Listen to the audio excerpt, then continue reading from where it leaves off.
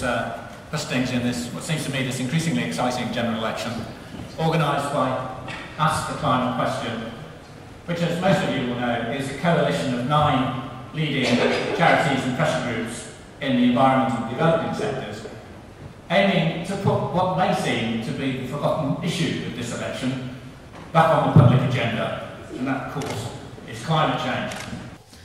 Can our speakers today confirm that sufficient additional resources would be made available to poor communities around the world struggling to adapt to climate change? One of the disappointments of Copenhagen, I suspect we all share, was that we didn't get to a mechanism that would reliably result in more additional aid to be there to help countries both adapt and mitigate climate change. I think we need to have that on the agenda. I think, nevertheless, we need to have a fast start, and it's important that we should find the funds to do that. We are absolutely committed to additional funds for adaptation and mitigation being additional to that. There has already been, unfortunately, confirmed by the Prime Minister, some double counting for a 10% overlap. It seems to us that's inappropriate, and we need to be clear the funding should be new. We also need, as I think Simon has just mentioned, a tax on currency speculations. The idea of a Robin Hood tax, as it's called, has been gaining support. That needs to be implemented. And we've been very clear about this. We've said that we will get to 0.7% GDP for development spending by 2012-13, that we will put in funds over and above that number, and that no more than 10% of existing aid money should be used for climate financing. But let no one think that the 10% commit from ODA doesn't mean precisely that all of the money under the government's plans would come from ODA. And we've made a very, very clear promise, which is that it won't, that there will be additional money on top of the 0.7. The flaw in your argument is that you've been in power for 13 years, and the Tories in power for 18 years before that. And the ODA has still not contributed even 0.7% over all of that period. This is very late in the day. There is a terrible, terrible crisis for countries like Bangladesh, let alone the small island states and many others. And there needs to be much more urgency. We've actually doubled the ODA percentage as a percentage of GDP in the time that we've been in power, when it was falling for 18 years. So, Simon, to try and portray the Tory and Labour government as the same on that is frankly completely wrong. We're going to have enormous cuts, whoever gets in power, because of the size of the deficit in the next 5 years. How big an effect do you think that will have on whichever party is in, on the climate finance that they can supply to countries in the developing world who will desperately need it? Well, it's very worrying, and do we really believe politicians talking about meeting radical targets when they're talking about deeper and deeper cuts? But it is possible. We can actually turn our economy round and make a massive investment program. Taxes will have to rise for the wealthiest. It's given the urgency of climate change threatening the very survival of humanity. Why has it not been more central to the election campaign? The more we can make this about the future economy and what our economy looks like going forward, I think the more we will widen the circle of the committed, not just at this election, but beyond it as well. You know, why is it that, given our fantastic resources of wind, wave and tidal power, no other major European country generates less of its energy from renewables than we do? Why is it that we use more fossil fuels as a proportion of our energy than we did 20 years ago?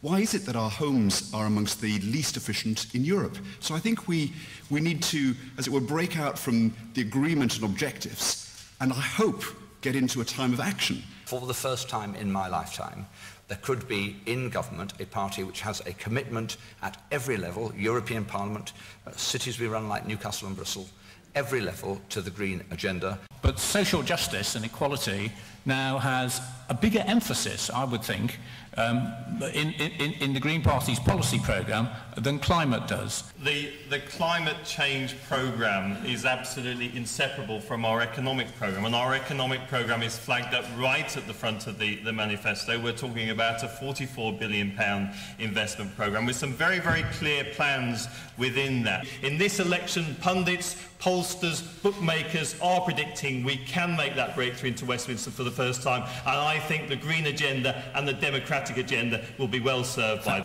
one test of this is go to other countries in the world, and actually people recognise that we're one of the few countries to meet and exceed our Kyoto targets. They recognise we're the world leader in offshore wind generation. They recognise we have the most ambitious coal policy in the world, partly thanks to the campaigning of people in this room. This kind of lecturing from politicians in Westminster and officials in Whitehall, I think doesn't work. You have confirmed that you will not place any demands on local authorities to contribute to our renewable energy targets.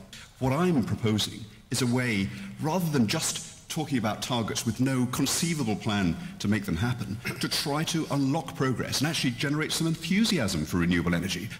We need to make sure that we don't go down the nuclear road, because it's absolutely clear that investment in nuclear power will take away investment from renewables and cost a lot of money. But I'm sorry, Ed, it's too late to say we're the Green government this country wants. Of course he's bound to say our record is terrible, because that's what his job is, that's what Liberal Democrats do. I think you've got to look at the reality of... The worst in Europe for renewables, Ed. Yeah, but actually we're the best in the world for offshore wind generation. Unless we see that major government investment, we're not going to be moving forward, and we're still going to be having the same petty squabbles between each of the three parties here in 5 years' time. On climate change, the kids in my school are way ahead of you guys, so you might have some catching up to do. So my question is, why should we believe that your party would actually deliver on the targets and policies in your manifesto? Youngsters are phenomenally clear about the importance of these issues and really committed. Encouraging thing for us is how many people, young people, have registered to vote in the last week. So look at the people at the top of the party, look at the record of the places we've been in government, both when we've been in the devolved administrations in Scotland and Wales and in local government, look at the manifesto and the way it's written, and look at the sort of people in your seat like Ed Fordham, who is absolutely clear that this is a key commitment. I think this is the nub of it. I think, as I said in my last answer to the previous question, we all agree on the ambitions and the aspirations, but what's been lacking is action. What's been lacking is results. I think just 2 or 3 Green voices in Westminster could make the sort of decisive difference that a couple of Green voices in the London Assembly, that a few Green voices on many local councils have now made. I think there's a big difference here about what you can expect, and we're likely to end up with a Conservative or a Labour Prime Minister, what you can expect from a Conservative Prime Minister on these issues and a Labour Prime Minister. I think everyone should be under no illusions. If you read that manifesto, read the specific commitments, within a month's time you will have a revolution in green growth and green jobs and environmental concerns such as has never been seen by a modern British government before. The only significant voices in the outgoing Parliament of climate sceptics in the House of Commons were from the Tory backbenches. That is a sad indictment, Ed, that even with this fairly vacuous spin from the Cameron machine, they were actually outgunning you. Actually, it's about serious, funded commitments and taking tough decisions, and I don't think the other parties would do that. Nuclear is a delusion. It's a delusion because in the time of recession, above all, it will cost us money, not save us money. Complete foolish delusion. We don't need it, we shouldn't have it, we're clear about it, and it's an expensive commitment. So we go into this election for the first time ever with the serious chance of getting Green representation in Westminster. If we do things differently, I believe we can confront this great challenge of our age, that of climate change. And I believe that Britain will be a great force for the environmental revolution across the world.